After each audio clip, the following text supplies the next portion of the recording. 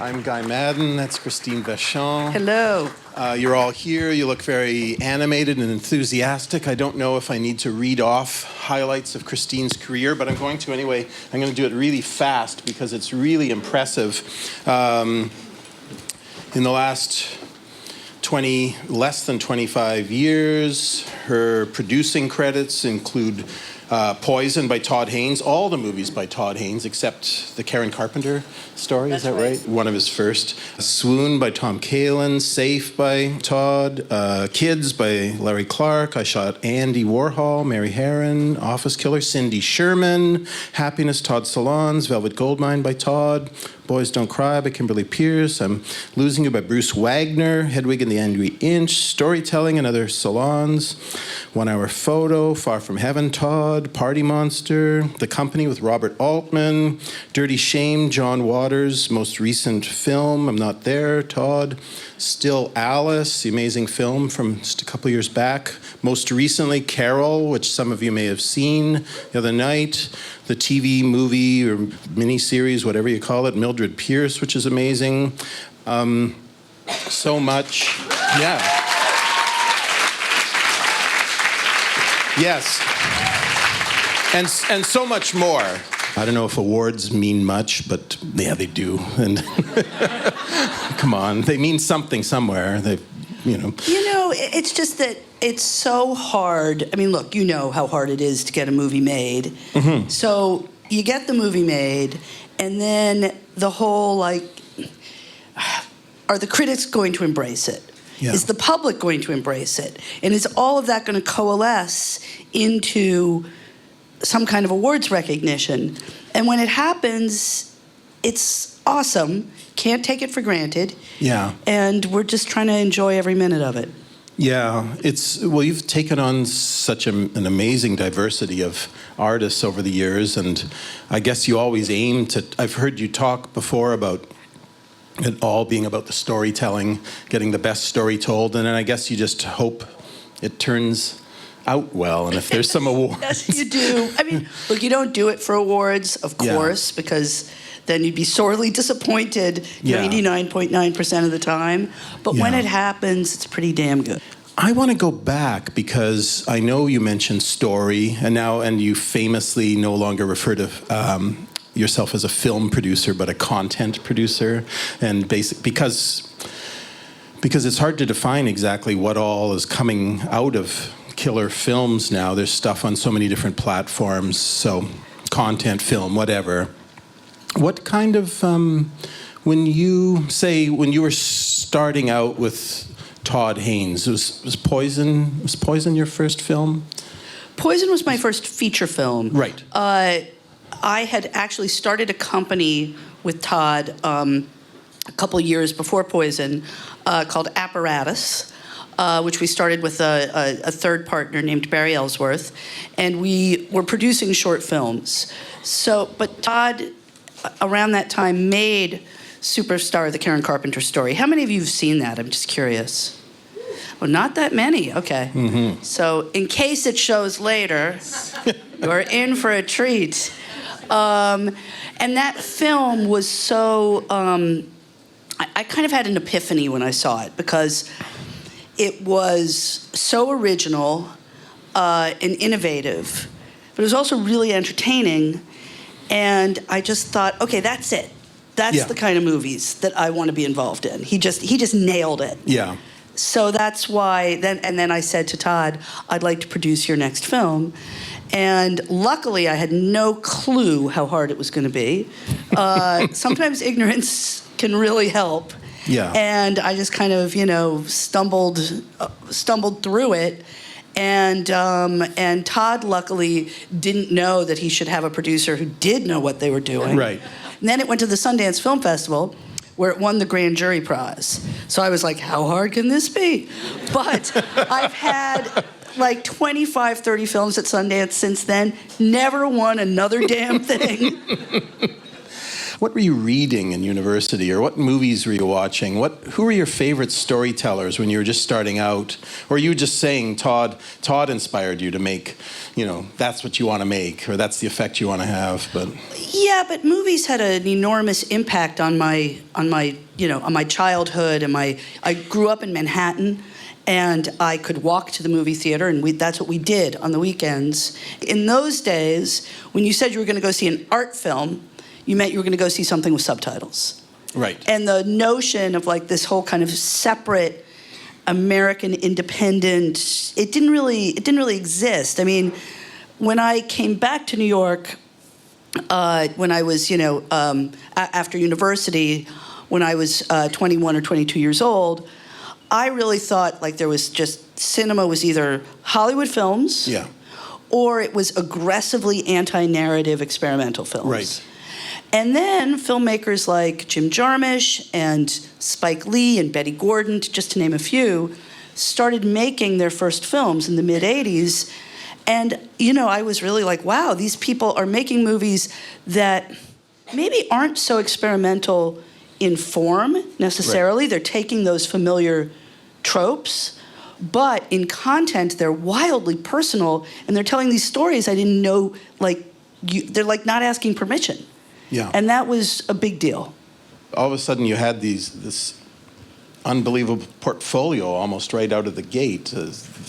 The future immortal Todd Haynes, and Cindy Sherman, and already immortal. Did you have a ferocious kind of manifesto at Killer already, or at least a banner under which you secretly worked, or kind of a code? I mean, all of that gave me a real sense, just, out of the gate, like, I want to make feature films, and I want to make movies that have an audience. Now, that doesn't mean that they have to have a gigantic audience necessarily, but I want to have a sense that there's an audience out there that's really hungry for the content I'm making. First of all, how would you define your own cinematic DNA? And secondly, how do you work with these directors? You've worked with Robert Altman, Cindy Sherman, John Waters, Todd Haynes, Todd Solondz, Kimberly Pierce. These are completely different people. Obviously, you've found a wavelength with these people, but do you work with them exactly the same every time, or? For me, it really begins and ends with the director. And I work with a lot of first-time directors, which I enjoy, but it's tough. First-time directors are usually telling a story they've waited their whole lives to tell. So there's a passion and intensity about it that kind of keeps me uncynical in a great way. But it's also great to work with directors that I've worked with before, because then there's more of a shorthand and I guess we really try to adapt our style around each director specifically, and really try to enable him or her to do their best work. Todd Solondz and Todd Haynes have nothing in common except the name, which, in the office, it's like, if anyone named Todd calls, just put him through, and do not ask Todd who. But they're wildly different in sensibility, the kinds of movies they make, and they're wildly different in what their needs are on set, and what they really want, and how to best support them. So that's kind of what we figure out. When we take on a script, we begin I hate it when people use that word journey, but I'll use it. We'll begin the journey of figuring out how to best support that director to get, with all the challenges. We thought we were going to be able to make this for $6 million, we're making it for $3 million. We thought we were going to get that actor, we're getting that actor. We thought we could shoot here, we got to shoot there. All those different things. What we really try and do is figure out what is the essence of this vision, and this is a dialogue with the director, when does the adjusting to reality start to cut into what the movie really is? And when do we have to pull back? When does it stop being this movie? I'm just wondering, since I know you stress story, and a lot of first-time film directors aren't necessarily, and these are auteur-ish type people who've often written their own scripts, right? Right. And they're not necessarily great at it, and they need help. God, the number of times I've just wished for a time machine to deliver me an old cigar-chomping Hollywood script doctor, you know. I was just wondering, but I guess you're the cigar chomper in these cases. I mean, we are. It's kind of it's not that I am. It's more that the process itself is. You want to make this movie. We thought we were going to make it. You know, the scope and the scale says it should be this budget level. But then the market talks back to us because, you know, in the U.S., we don't have the film subsidies that you guys have here. So it's all market driven. So we have to say, okay, we wanted 6, the market says we're going to get 3. So what does that look like? And when you say that the market says, it's just, that's what you got. That's what you got. Yeah. That's it. And, you know... And you can tell when you've squeezed the last drop. You can. I mean, I've been doing it a long time. And, you know, often the filmmaker will then, you know, there's that, you know, it's the 7 stages of grief. And the filmmaker will start to, you know, in the denial phase, they'll explain to me why the foreign sales are wrong, why this movie's really worth more. And I'm like, okay. But, you know, we made a film called Kill Your Darlings, for example, which was a period film that we made on a budget. We had to take the director and the script through that process. Like, we wanted to make it for 6 or 7. We're only going to get 3 or 4. So what will that film look and feel like? And do you still want to make it? And can we figure out a plan to make it where we all feel creatively like it's there? And at a certain point, you know, the director was like, I can't just make a movie where there's just 2 actors talking in a room. Yeah. That can't just be the whole movie. So, you know, we have to figure out those kinds of solutions. How often does it happen where it's just, the squeeze is just too much, and you just have, even though the script's great and it's just the market says no, how often do you just have to part ways? I think what happens more often is for whatever reason, we can't get that particular film financed at that particular time. And we try. It doesn't happen. So I kind of put it on the shelf, if it's still mine to put on the shelf.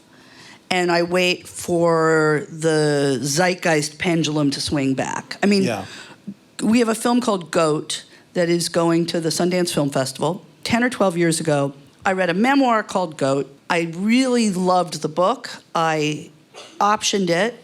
We had this great script. We just couldn't find the right person. Put it away. We owned it. And literally like 10 years later got the movie made. That's nice. It doesn't always happen like that, but that's a good story. This reacting to a market is something Canadians think don't have of, to do, but right. don't have to do exactly. It's different because we penetrate a huge market so rarely. We're still sort of husbanding our forces and our plans for the future. We're always I'm always planning a couple pictures down the road to make that big penetration, but it's different where you have to do it on the fly, so. You know, I mean, look, at the end of the day, what makes a movie commercial? What makes a movie commercial is that it earns back its money, and that's it.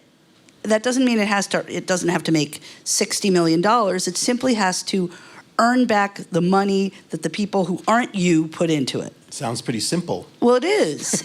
So then you have to just figure out, like, what the right budget is for a particular film, which means that if you're going to make a movie with a first-time director about very risky subject matter and you don't want to put big stars in it, the budget's going to come in at a certain level. It's strange. I don't think anyone's ever heard me talking about business before, but here I am.